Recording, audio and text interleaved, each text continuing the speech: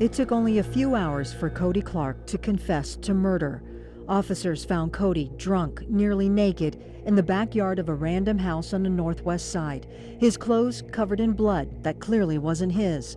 He said he had no idea what happened. More than a mile away, here in the desert, his friend Austin Gann is slumped over in the front seat of his car, shot in the back of his head. The killing followed a long night of heavy drinking, menacing mixtures of beer and hard liquor. Miranda detectives interrogated Cody and told him, Austin's dead.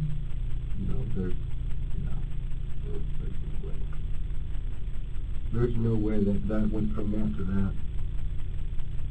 There's no way. Well, it did. Detectives continued to question, to prod, and seemingly Cody's mind cleared and he confessed to the crime. What made Cody pull the trigger? What pushed him over the edge?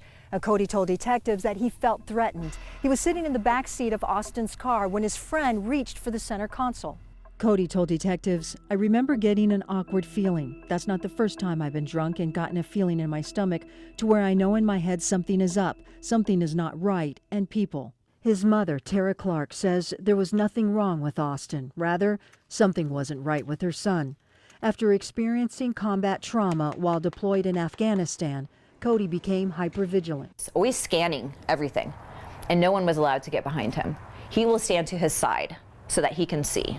She says Cody had been exhibiting all the classic signs of PTSD, post-traumatic stress disorder, depression, anger, rage, nightmares, heavy drinking.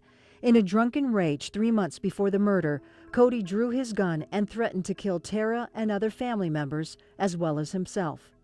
Tara called Tucson police and wanted her son committed for psychiatric evaluation. Officers hauled Cody to this crisis response center, where he revealed he had homicidal thoughts when provoked. That shows there's a problem. That's not a normal thought that you and I would have. The Crisis Recovery Center diagnosed Cody with PTSD. Staff urged him to stop drinking, give up his gun, and seek help from the VA immediately. But Tara says she had gone down that road before. I called them for the entire 9 months before the shooting, asking for help, begging for help. I did everything. I tried to jump through hoops. I called the crisis line to tell them something is wrong with my 23-year-old son, and every single time I was told, "Ma'am, he's an adult. There's nothing you can do." She thought maybe this time it would be different. The VA medical records show Tara told staff that Cody was involuntarily hospitalized at the Crisis Recovery Center. Cody had 3 appointments before the killing. Each visit at the Ironwood Clinic, he saw different social workers and even an intern, no doctor. Cody admitted to bar fights, hypervigilance, pulling his weapon when feeling threatened, excessive drinking that leads to violent aggression, blackouts, and combat trauma. He told staff he spent 9 months in Afghanistan, where he experienced extensive combat exposures that included a chilling encounter with a 10-year-old boy who pointed an AK-47 at him and a fellow soldier. Both killed the boy at close range. A haunting experience that gave him recurring nightmares. He talked to them about his nightmares, but nothing was ever really done with it. And Cody always said, "Oh, I'm fine." Cody underwent PTSD screenings, but he denied he had any mental health issues. He told the crisis center that PTSD is for wusses and that it's the attitude most of his military buddies have. Does not want to be labeled as a veteran with post-traumatic stress. And you have to understand, all veterans, their biggest fear is that people think they're crazy when they come home. That is the biggest fear for veterans. And I'm not saying they're crazy. I don't think Cody's crazy. However, he is suffering from post-traumatic stress. An alcohol screening turned up positive, scoring 9 out of 12. But Cody denied he had a problem and refused treatment. They did drop the ball. They seemed to me, by reading Cody's records, that they were more concerned about his alcohol abuse, that he's an alcoholic and he needs a 12-step program, more than they were about his mental health. Tara was shocked to discover social workers had noted Cody had no suicidal or homicidal ideations. They gave him only suicide risk screenings. Post-traumatic stress does not make everyone violent, but there is a percentage that it does. Everyone focuses on the suicides. People with post-traumatic stress, they kill themselves. And they do, and that's tragic. Nobody wants to talk about the homicides. After Cody's litany of denials, he was a no-show for his 4th appointment.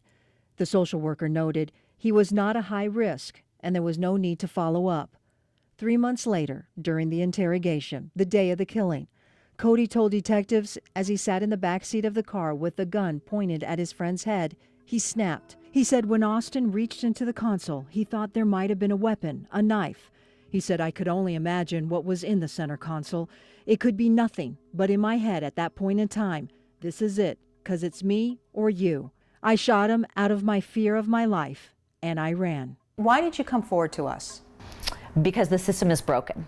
The system is completely broken. I had to walk it, I had to live it. I had to watch him just destroy himself slowly, and there was nothing I could do about it. And it has to change for the next one that comes along. Nothing I do right now is going to help my son, and I realize that. But maybe it can help 2 other families not have to go through what my family and the Gann family have had to go through. Now Cody sits in prison. Tara raised her children to know there are consequences for their actions. He went into all of this saying, you know, I'm ready for whatever punishment comes my way, because I've always told him, you know, it could be really bad. It might not work in our favor. And he said, well, Mom, I'm ready.